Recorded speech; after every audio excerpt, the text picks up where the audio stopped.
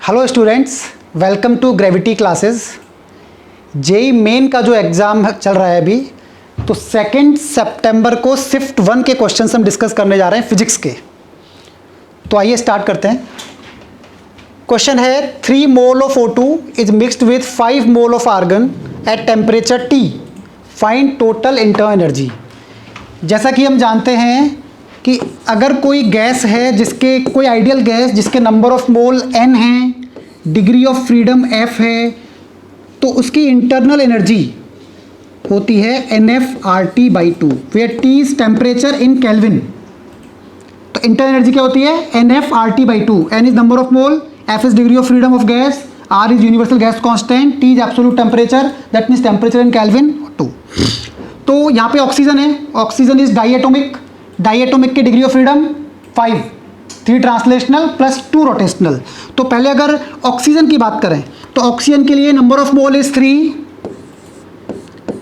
F is 5, degree of freedom is 5 and R temperature is T/2। This is for oxygen. ये oxygen की internal energy हो गई। अच्छा, इसके बाद कौन है? आर्गन। आर्गन के लिए number of mole 5, degree of freedom, since argon is a monoatomic gas तो डिग्री ऑफ फ्रीडम होगी 3, ओनली ट्रांसलेशनल। जैसे हम जानते हैं कि मोनोएटॉमिक गैस की कोई रोटेशनल डिग्री ऑफ फ्रीडम नहीं होती, तो इंटू 3 RT/2। तो जो पहला पार्ट है वो है ऑक्सीजन के लिए, जो दूसरा पार्ट है वो है आर्गन के लिए। टोटल इंटरनल एनर्जी जो हो गई, हम सॉल्व करेंगे इसको, तो total internal energy will be 15 RT। That is the answer. Next question. Body of mass m strikes another body of mass 3m as shown in figure. After collision, velocity of mass m is vj cap. Initial velocity of m is ui cap, and after collision, velocity is vj cap. Find v if collision is perfectly elastic. अच्छा, perfectly elastic के बारे में हम जानते हैं E = 1, kinetic energy conserve रहती है, और लीनियर मोमेंटम तो हर कोलिजन में कंजर्व रहता है, चाहे कोई सा परफेक्टली इलास्टिक कोलिजन हो या पार्शियली इलास्टिक हो, हर कोलिजन में लीनियर मोमेंटम तो कंजर्व रहेगा ही रहेगा। लेकिन यहाँ पे चूंकि परफेक्टली इलास्टिक है तो काइनेटिक एनर्जी भी कंजर्व रहेगी। तो this is just before collision. ये हमारा हो गया जस्ट बिफोर कोलिजन। अगर हम बात करें जस्ट आफ्टर कोलिजन, तो जस्ट आफ्टर कोलिजन ये जो पार्टिकल है m, इसकी वेलोसिटी कितनी हो जाती है? vj cap. तो इसकी वेलोसिटी हो जाती है vj कैप। जो दूसरा पार्टिकल है 3m, इसकी वेलोसिटी हमें नहीं पता है, हम ऐसा करते हैं v2 मान लेते हैं, v2 वेक्टर। जो 3m पार्टिकल है इसकी वेलोसिटी को मान लिया हमने v2 वेक्टर। सबसे पहले तो linear momentum conservation, linear momentum conserve रहेगा, तो P initial is equal to P final, P initial is equal to P final. Initial linear momentum कितना है? m1 u1, तो m u i कैप, ये rest पे है 0, इज इक्वल टू फाइनल। इस final m का कितना हो गया? m v j कैप, और फाइनल 3m का कितना हो गया? 3m v2। बच्चों ये हम वेक्टर फॉर्म में लिख रहे हैं, तो बिल्कुल भी ये मत सोचना कि बीच में माइनस आ सकता है। हाँ, बिल्कुल आ सकता है। मैंने v2 वेक्टर लिखा है, जब वेक्टर की फॉर्म में, वेक्टर को तो ऐड ही करेंगे ना। अब अकॉर्डिंग टू डायरेक्शन वो अब फाइनली सब्ट्रैक्ट भी हो सकता है, ऐड भी हो सकता है, v2 का डायरेक्शन कुछ भी हो सकता है। हमने तो वेक्टर लिखा है डायरेक्टली यहाँ पे। तो ये हो गई लीनियर मोमेंटम कंजर्वेशन की इक्वेशन। अगर यहाँ से हम देखें तो v2 की वैल्यू क्या आती है? v2 is equal to, m तो कैंसिल हो जाएगा, v2 आएगा ui cap minus vj cap और अपॉन 3, तो u/3 और ये माइनस v/3। तो ये आ गया v2, यानी कि velocity of 3m after collision, वो मिल गई u/3i cap minus v/3j cap. अब कोलिजन में काइनेटिक एनर्जी भी कंजर्व रहेगी, क्योंकि कोलिजन है परफेक्टली इलास्टिक। तो यहाँ पे अब हम काइनेटिक एनर्जी कंजर्व कर देते हैं, kinetic energy conservation. Initial kinetic energy equal to final kinetic energy. अच्छा, इनिशियल काइनेटिक एनर्जी कितनी है इस पार्टिकल की? हाफ m u², इसकी 0, तो इसका मतलब इनिशियल हो गई half m u² plus 0 is equal to final kinetic energy. Final kinetic energy में इसकी हो गई हाफ m v², और इसकी लिखोगे तो हाफ 3m v2²। v2 में स्पीड, v2 की स्पीड यहाँ से निकालोगे, सेकेंड पार्टिकल की स्पीड यहाँ से निकालोगे, u/3 आई माइनस u/3 जे। तो देखो एक स्टेप बाय स्टेप लिखते हैं इसको। पहले इसकी लिखेंगे half M V square, half M V square plus जो 3m पार्टिकल है हाफ 3m। अब यहाँ पे लिखना है v2 का स्क्वायर। तो v2 में v2 हमारे पास ये है, तो इसका v2 का स्क्वायर यानी इसके मैग्नीट्यूड का स्क्वायर क्या आएगा, √u/3 स्क्वायर प्लस, अगर v2 का स्क्वायर देखोगे तो क्या आएगा, u/3 square plus v/3 square. तो u/3 square plus v/3 square. अब बच्चों यहाँ पे u तो क्वेश्चन में दिया हुआ है, हमें v कैलकुलेट करना है। हम सॉल्व कर सकते हैं, यहाँ से सॉल्व करके v की वैल्यू निकाल सकते हैं। And v will be u/√2, that is the answer. Next question, cylindrical container rotates with constant angular speed omega 10 radian per second. Radius of cylinder is 5 centimeter. Find height h as shown at which water is in equilibrium with respect to container. तो बच्चों जैसा हम जानते हैं कि initially जब cylinder rest पे होगा तो वाटर की जो सरफेस होगी वो हॉरिजॉन्टल होगी बिल्कुल, यानी कि इनिशियली जो सरफेस होगी वो कुछ इस प्रकार होगी, यहाँ पे इस प्रकार ऐसे होगा इनिशियल सरफेस जब कंटेनर रेस्ट पे होगा। अच्छा, कंटेनर को जब हम रोटेट कर देंगे ओमेगा से तो क्या होगा, वाटर राइज हो जाएगा, साइड से वाटर राइज हो जाएगा, तो बीच में से थोड़ा डिप्रेशन आ जाएगा, यहाँ नीचे चला जाएगा यहाँ से, तो सरफेस कुछ इस प्रकार की बन जाएगी। और जैसे पहले अगर हमने पढ़ा हुआ है, बहुत कॉमन सी चीज़ है कि सरफेस बनती है पैराबोलॉइड, यहाँ पे पैराबोलॉइड सरफेस बनती है, पैराबोलॉइड सरफेस। तो यहाँ पे क्या पूछा है, रेडियस दी हुई है 5 सेंटीमीटर, ओमेगा दिया हुआ है और हमसे पूछा है कि हाइट क्या होगी, इस हाइट, ये हाइट बतानी है हमें। तो अगर बच्चों अगर डायरेक्ट किसी को यहाँ पे फॉर्मूला जो कि जनरली बच्चों को याद होता है, अगर वो याद है तो तुरंत एक लाइन में आंसर आ जाएगा, बट हम उसको डिराइव कर लेते हैं। बहुत सिंपल सी बात है कि मान लो कोई भी पार्टिकल लेते हैं, यहाँ पे कोई भी पॉइंट लिया मैंने, यहाँ पे ये पॉइंट, अगर इस पॉइंट पे देखोगे तो कौन कौन से फोर्स लगेंगे, कोई एलिमेंट है यहाँ पे m, कोई पार्टिकल है मास m का, तो कौन कौन से फोर्स लगेंगे, नीचे लगेगा mg और एक सेंट्रीफ्यूगल mr ओमेगा स्क्वायर। अच्छा, यहाँ पे r क्या है, ये रेडियस, इसको x मान लेता हूँ, x मान लेता हूँ कि ये ओरिजिन है, इसको मैंने x एक्सिस मान लिया और इसको मैंने y एक्सिस मान लिया। जो पैराबोलॉइड का बेस है यहीं पे ओरिजिन मान रहा हूँ, ये x एक्सिस, ये y एक्सिस। तो इस पॉइंट का x कोऑर्डिनेट x हो गया, यहाँ से x डिस्टेंस हो गई।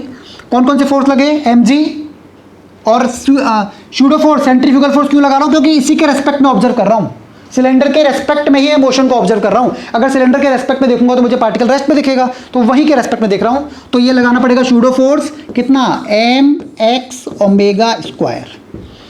दो फोर्स लग रहे हैं। अच्छा, अब यहाँ पे एक टेंजेंट हम ड्रॉ करते हैं। यहाँ पे जब टेंजेंट ड्रॉ करोगे, इस एंगल को मैं थीटा मान लेता हूँ। तो जैसा कि हम जानते हैं लिक्विड के बारे में कि अगर लिक्विड रेस्ट पे है तो उस पर हमेशा टेंजेंशियल फोर्स 0 होगा। अगर लिक्विड रेस्ट पे है तो टेंजेंशियल फोर्स हमेशा 0 होगा। तो यहाँ पे सरफेस देखोगे, ये सरफेस बन रही है, इस सरफेस के टेंजेंशियल फोर्स में mx ओमेगा स्क्वायर का कंपोनेंट आएगा, mx omega square cos theta. ये mx ओमेगा स्क्वायर है, इसका कंपोनेंट आएगा इधर की तरफ mx omega square cos theta, और mg का कंपोनेंट इधर आएगा। अच्छा, एक बार एंगल अच्छे से देख लेते हैं, ये थीटा, तो ये 90 माइनस थीटा, तो ये थीटा हो गया। तो mg का कंपोनेंट इधर कितना आया, mg sine theta. mx omega square का कंपोनेंट आया mx omega square cos theta, और mg का कंपोनेंट टेंजेंट की डायरेक्शन में आया mg sine theta.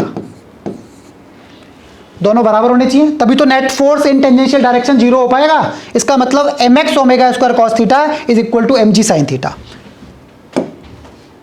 mx omega square cos theta is equal to mg sine theta. तो यहां से क्या आ गया, tan theta equal to omega square x by g. अच्छा, टेन थीटा क्या है बच्चों, यहाँ पे ये थीटा है, तो टेन थीटा क्या हो गया, टेंजेंट का slope, that is equal to D by D X. अगर कोई कर्व है y इज ए फंक्शन ऑफ x और वहाँ पे अगर टेंजेंट बनाते हैं पॉइंट पे, तो टेंजेंट का स्लोप क्या बताता है, डी बाई डी एक्स। तो tan theta is d by D x. D by D x is equal to omega square x by g. यहाँ से dx को हटा के इधर ले जाओगे तो dy is equal to omega square x by G D X. Integrate कर लोगे, x कहाँ से कहाँ वेरी कर रहा है, 0 पे x 0 पे y 0 था, देखो हमने ओरिजिन इसी को माना है, इसको ओरिजिन माना है, तो x 0 पे y 0। किसी जनरल पॉइंट की बात करूँ तो x, y, यानी कि x पे y कोऑर्डिनेट y हो जाएगा, तो x पे y हो गया। इसको जब सॉल्व करोगे बच्चों तो y equal to omega square X square by 2g, ये इस कर्व की इक्वेशन आ गई, जो कि बहुत अच्छा होगा अगर हमें पहले से याद हो, क्योंकि बहुत सारे क्वेश्चन में डायरेक्टली यूज होती है, तो हम इतने सारे स्टेप से बच जाएंगे। पहले से याद होना चाहिए हमें, y equal to omega square X square by 2g।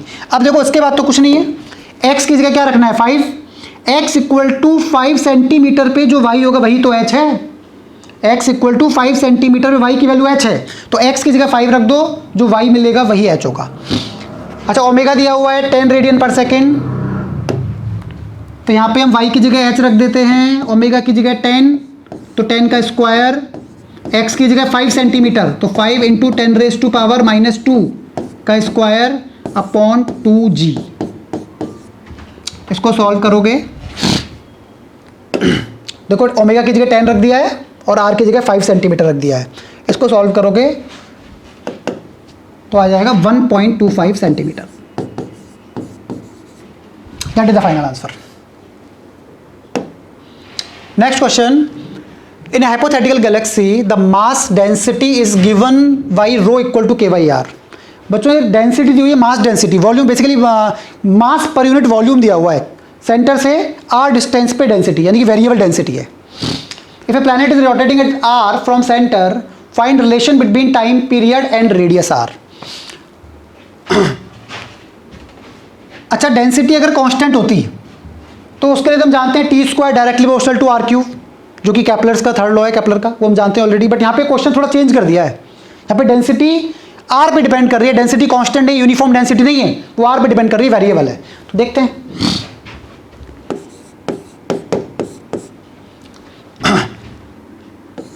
तो बच्चों मान लो जैसे यहाँ से लेके हम आर रेडियस की बात करनी है हमें, कैपिटल आर की, आर रेडियस पे एक प्लैनेट है जो रोटेट कर रहा है, यहाँ पे एक प्लैनेट है, प्लैनेट का मास हम मान लेते हैं small m, small m is the mass of planet. अब यहाँ से लेके, सेंटर से लेके और इस दूरी तक जो डेंसिटी है वो k/r से, डेंसिटी k/r है, तो कितना मास होगा, यहाँ से लेके यहाँ तक का मास कितना होगा, इस गैलेक्सी का इस पोर्शन का मास क्या, कैसे निकालेंगे मास, जब डेंसिटी वेरिएबल है तो इसका मास कैसे निकालेंगे हम, x के बाद dx एलिमेंट लेंगे, ये तो स्फीयर हो गया। स्फीयर का मास डायरेक्टली में डेंसिटी कांस्टेंट तो है नहीं, अगर डेंसिटी कांस्टेंट होती डायरेक्टली वॉल्यूम से मल्टीप्लाई कर देता, बट यहाँ पे डेंसिटी तो वेरिएबल है, तो क्या करेंगे, x के बाद dx का एक हम छोटा सा स्फीयर बनाएंगे, हॉलो स्फीयर, x के बाद dx विड्थ का, dx थिकनेस का हम एक स्फेरिकल शेल बनाएंगे।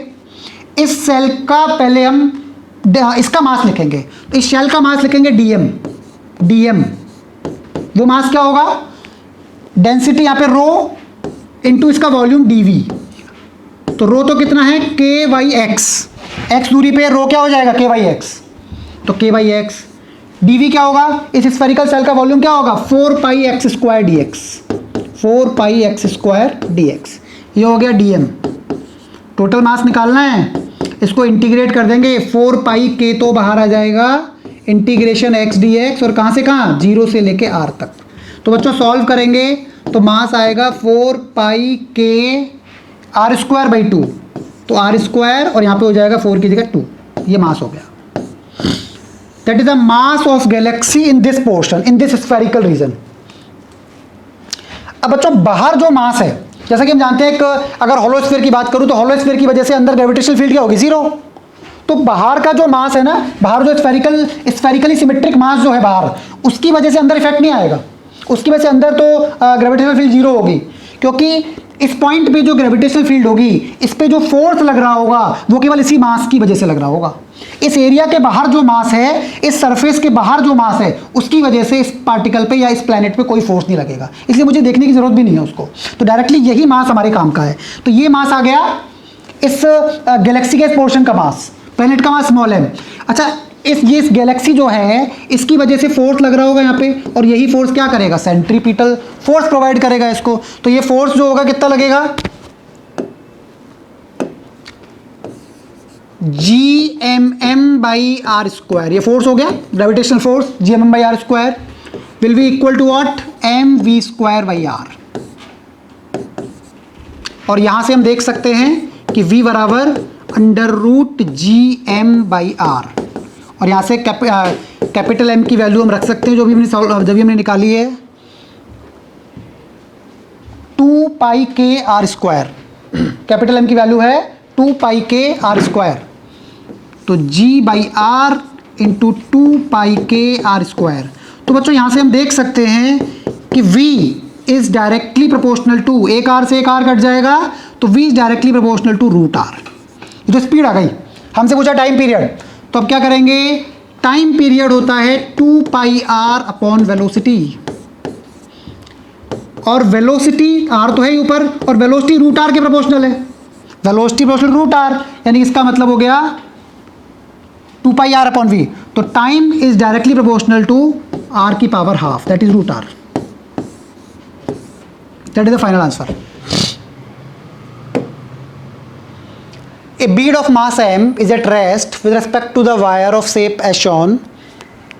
Given equation of wire, अच्छा इस वायर की इक्वेशन दी हुई है, ये wire y equal to 4cx square, तो पैराबोला है, एक पैराबोलिक शेप वायर है और इसके ऊपर एक बीड है, रेस्ट पे है, मास m। ये जो वायर है ये पूरा रोटेट कर रहा है, ओमेगा निकालना है। अच्छा किस ओमेगा के लिए इस पैराबोलिक वायर का ओमेगा कितना होना चाहिए ताकि बीड इस पोजीशन पे रेस्ट पे रहे। तो रेस्ट पे रहे इसका मतलब अगर हम वायर के फ्रेम से देखें, तो मुझे बीड रेस्ट पे दिखाई देना चाहिए, मतलब वायर के फ्रेम से देखने पे नेट फोर्स 0 आना चाहिए। तो पहले ऐसा करते हैं कि वायर के फ्रेम से ही इसका एफवीडी बनाते हैं।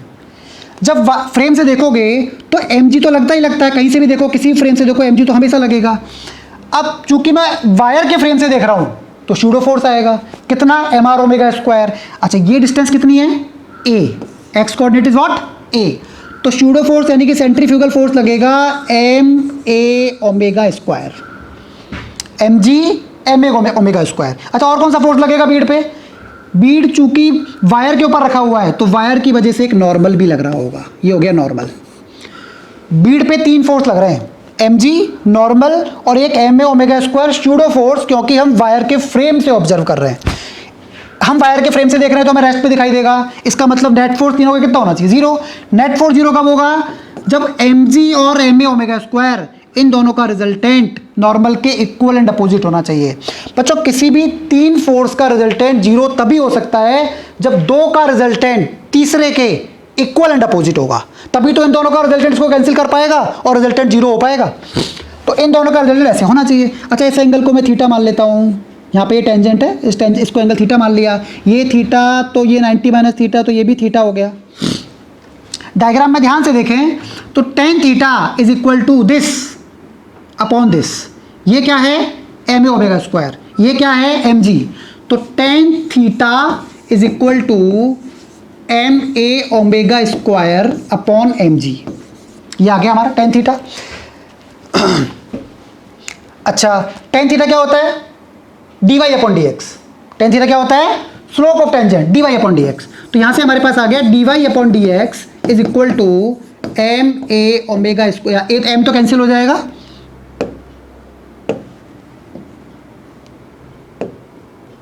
तो a omega square upon g, that is d Y by D x. अब बच्चों एक कर्व जो है, इस कर्व की इक्वेशन दी हुई है हमें y equal to 4cx square.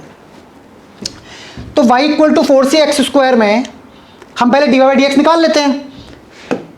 तो y equal to 4cx square D Y by D X क्या आ जाएगा, 8cx। अच्छा हमें तो D Y by D X की वैल्यू चाहिए x इक्वल टू a पे। यहां देखें ये कौन सा पॉइंट है, इस पॉइंट का x कोऑर्डिनेट क्या है, a। तो मुझे तो D Y upon D X यानी स्लोप चाहिए किस पॉइंट पे, x इक्वल टू a पे। तो x इक्वल टू a पे देखोगे तो D Y upon D X की वैल्यू क्या आ जाएगी, 8ca। अब बच्चों वहां पे रख दो इसको, जो D Y by D X हमने यहाँ देखा यहाँ पे रख दो 8ca। तो 8ca is equal to a omega square by g, 8ca is equal to a omega square by g. और यहां से सॉल्व करेंगे तो a से कैंसिल हो गया, omega equal to 2 under root 2gc, that is the final answer. 2 under root 2 GC. This is the answer.